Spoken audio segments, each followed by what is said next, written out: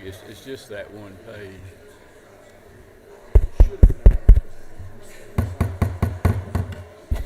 Good afternoon, everybody. You'll come to order. We'll go ahead and start the meeting. I'm going to recognize Senator Watson to present a bill to us. Thank you, Mr. Chairman. Members of the committee, I do bring before you Senate Bill 144. This is a labeling bill, and when we're talking about crop protection tools and plant protection products, the label is the law. And so what we're doing in this bill is we're just clarifying that the manufacturer cannot be held liable for failing to warn consumers of risk above those required by the United States Environmental Protection Agency. They are the rulemaking organization that decides what goes on the label. And if a manufacturer asks to put something on the label and EPA says they cannot put it on the label, then they cannot put it on the label and they will be in trouble and they will not be able to put the product on the marketplace. So we're just clearing the failure to warn policy here, and that's what the bill does, Mr. Chairman. I'll be glad to take any questions. Okay, I think we have a couple of questions. Representative Evans, you have a question?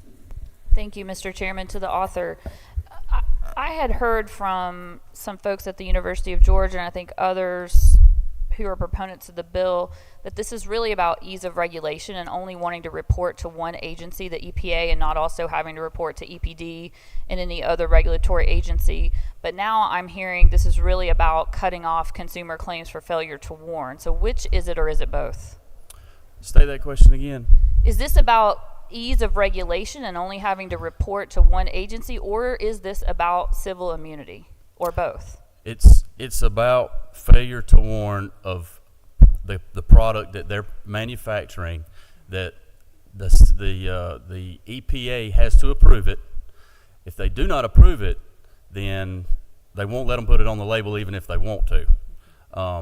So it's, I guess, a failure to warn of whatever that consequence or risk may be.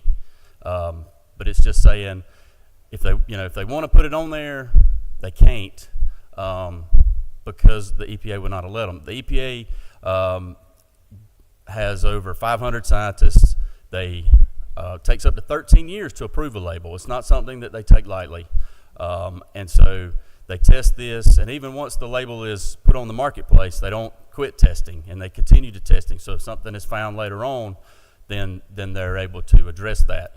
It does not lessen any restrictions. It does not provide any immunity. It just says in a failure to warn that they're not required to do that unless the EPA says that they can or can't. Oftentimes industries, oftentimes industries research and development offices are ahead of EPA and EPD and others. It's just sort of the reality that happened with cigarettes. It's happened with a number of things where companies find out about harms and they may report them to the government, but the government sometimes takes a while to act on them. I've even had proponents of this bill acknowledge that sometimes that could take 6 months, it could take a year. So do you not have any concern that we may have an actor, whether it's whatever maker of a pesticide, they've found out a concern, they've reported it to the EPA like they're supposed to, but the EPA doesn't act upon that or do anything for 6 months to a year, but yet we've got an industry player that knows from their own research that something is harmful, and they continue to be able to sell it to consumers without giving that equal knowledge to them. And this bill cuts off the consumer's ability to do anything about it if they get hurt. Does that not concern you at all? Well, I don't think it would protect them from that, and they would be held liable for that. Because How? Then they've misrepresented or misinformed the public, and they've misrepresented their product, so they're liable for that. I mean, that's the case with current law today. That could happen today in the current environment that we're in. I agree. So that doesn't protect them from that issue today. Senator, I agree with you. Today it doesn't, but this bill, whether you mean for it to or not, says that as long as they've followed the regulation to report it to EPA, and then they say, we told them, we don't have to tell anybody else. If somebody gets hurt in the interim before EPA acts on that warning, you have cut off their claim, and that's very concerning to me. And perhaps you didn't mean for it to, and I've offered, I've tried to have amendment language added when there was a bill over here. I had it shared with the committee yesterday. I've shared it with lobbyists in the hall who are proponents of this bill. I don't think it interferes with your purpose. If your purpose is really to ease regulations and make sure that we're having one reporting mechanism. But without that amendment, it will cut off the claim that I just described to you. Well, I appreciate your concern on that, but I don't think it will, because again, they're doing the research. It doesn't. The state can immediately jump in. Normally, how this would go down is they would remove the product immediately from the shelf, and in this situation, some products have already been removed from the shelf just because of some of this, and so they would be held liable for that, even because they didn't. There was not a failure to warn in that situation. Okay, we have another question. Whip Park. Thank you, Mr. Chairman. I certainly appreciate Representative Evans' line of questioning and would otherwise agree that I think this legislation is essentially going to be weakening consumer protections, especially with respect to our agriculture industry and all of the food products.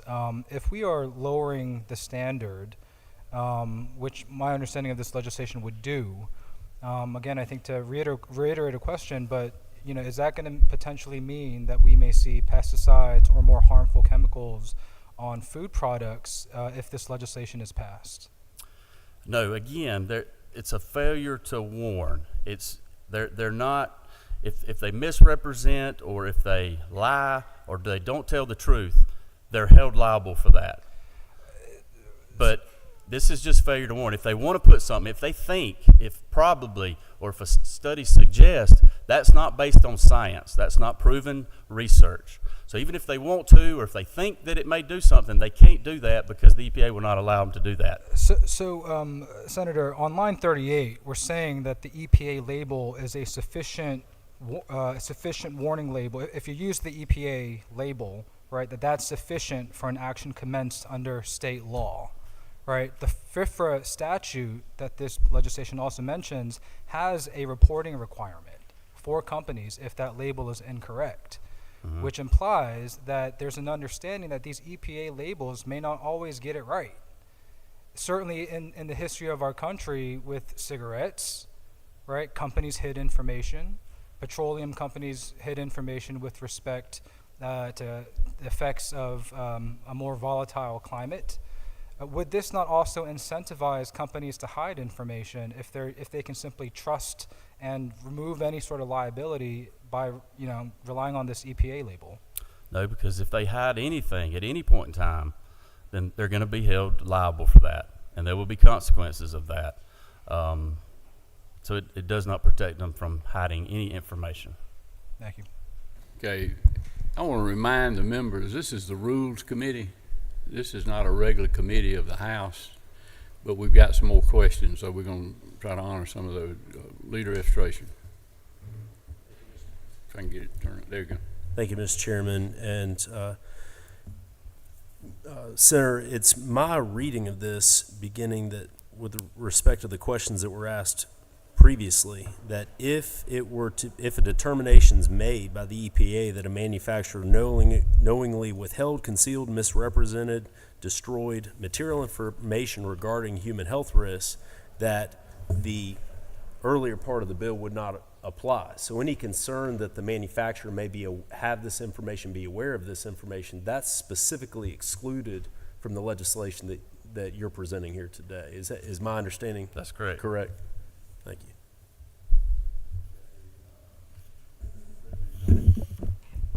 Thank you, Mr. Chairman. And I just want to make sure I'm understanding, Mr. Senator.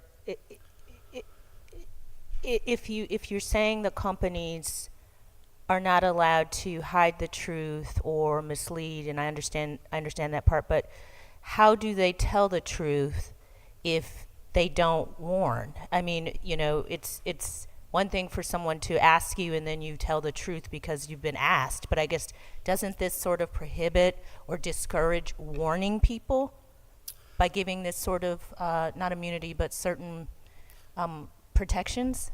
Well, first of all, they're going to do research themselves as the owner of or manufacturer of the product. They're not going to. They know the consequences. They're not going to put anything on the marketplace that can cause harm. Number two, EPA is also going to be testing it with their 500 scientists and researchers, and they're going to do research on that. So, I mean, and it may take 13 years for them to verify that the product is safe and okay to put on the shelf for people to use.